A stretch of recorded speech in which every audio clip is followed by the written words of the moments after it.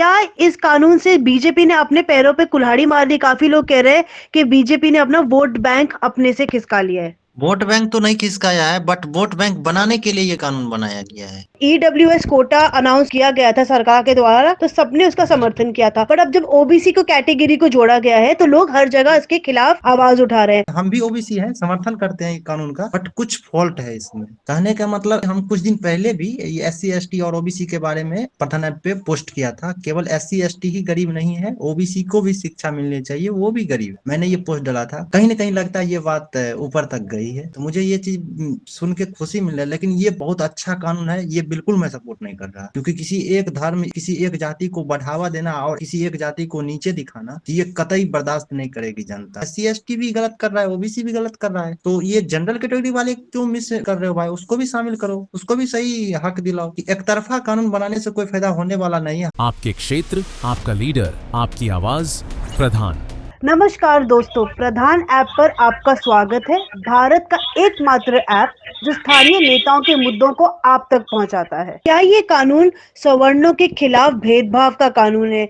क्योंकि EWS policy में सबने साथ तो दिया, पर वो एक्चुअल में आया नहीं, उसका कोई रिजल्ट हमें पता नहीं है कि कैसे उसने उन गरीबों को ऊंचाइयों पे लेके जो सवर्ण जाति के हैं। तो क्या सवर्ण जातियों के साथ अब हमारे देश में एक नाइंसाफी हो रही है? बिल्कुल नाइंसाफी हो रही है। क्यों? कहीं मतलब कोई गलत के खिलाफ आवाज उठाने का कोई मौका छोड़ा नहीं गया है, जिसके कारण नाइंसाफी हो रही है। मैं इतना ही कहना चाह रहा हूँ, उसमें कुछ संशोधन की प्रक्रिया है, जिन्हें समझे और संशोधन करे। और ये जो इतना हो रहा है विरोध, तो ये विरोध भी कायम हो जाएगा। तो आप संशोधन कर लीजिए, जो भी बिल दिए हैं यूजीसी का, उसमें कुछ बहुत बड़ा बवंडर त्रुटि है, तो उसको आप संशोधन करिएगा, तभी विरोधाभास शांत होगा। नहीं तो ये कहीं ना कहीं बड़ा मुद्दा न बन जाए। जीशान, क्या ये बाकी पॉलिटिकल पार्टियां जो बाकी की राजनीतिक पार्टियां हैं उनके लिए भी कोई बड़ा मुद्दा है, या फिर इस मुद्दे को बाकी पार्टी लोगों ने एज सच कोई सीरियसली कोई कंडेमनेशन या फिर सपोर्ट दिया नहीं है? कि मुझे तो ये लगता है ये तो छोटा मोटा बात है, यूजीसी कानून, ठीक है, ये झुट्टो का बस हम लोग का ध्यान भटकाने के लिए कर रहा है। असलियत प्लानिंग कुछ और है पीठ पीछे।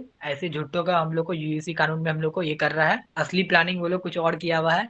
हमको तो ये लगता है कि बीजेपी के अभी यूजीसी कानून लागू किया है, तो ये एक पॉलिटिकल मुद्दा भी है। जैसे कि अभी बंगाल में और उत्तर प्रदेश में और तमिलनाडु में चुनाव होने वाले हैं, तो यहाँ पर ज्यादा ओबीसी हैं और एसटी एससी हैं। तो बीजेपी को लग रहा है कि जनरल तो हमें वोट देते ही हैं, और एसटी एससी और ओबीसी हमें वोट करेंगे, तो हम आगे आने वाले चुनाव में जीत जाएंगे। पर ओबीसी तो पहले से मोदी जी का वोट बैंक है। मोदी जी तो यही बोलते हुए आए थे ना कि मैं ओबीसी कैटेगरी का हूँ, मैं पिछड़े समाज का हूँ। तो अब लोग क्यों शौक हो रहे हैं? तब वो ओबीसी के खिलाफ कभी कानून नहीं बनाएंगे, क्योंकि ओबीसी एक बहुत बड़ा वोट बैंक है। चाहे कोई भी पार्टी का हो, वो ओबीसी का विरोध नहीं कर सकते, क्योंकि ओबीसी में सबसे ज्यादा कास्ट आते हैं और ज्यादा इनके पास वोट है, तो इनका विरोध नहीं कर सकते ये लोग। अब आने वाला जो अगले साल का जो चुनाव होगा, उस पे ये मुद्दा क्या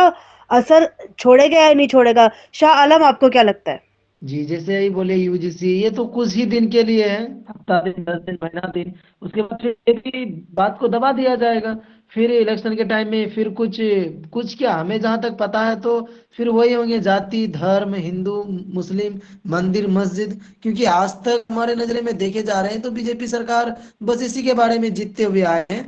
ना काम की बातें करते, ना मुद्दे बात करते, ना सवाल करते हैं कि ये बस अपना विपक्ष में जब थे तब सवाल करते थे सत्ता पक्ष से। जब से सत्ता में आए तब से तो सवाल है ही नहीं। सवाल पूछो तो कांग्रेस से, सवाल पूछो तो देशद्रोही, सवाल पूछो तो आतंकवादी। इसलिए हमें लगता है कि आने वाले इलेक्शन में 2027 में कुछ नया मुद्दा रहेगा। और नया मुद्दा रहे या ना रहे, लेकिन ये चार तो रहेंगे ही।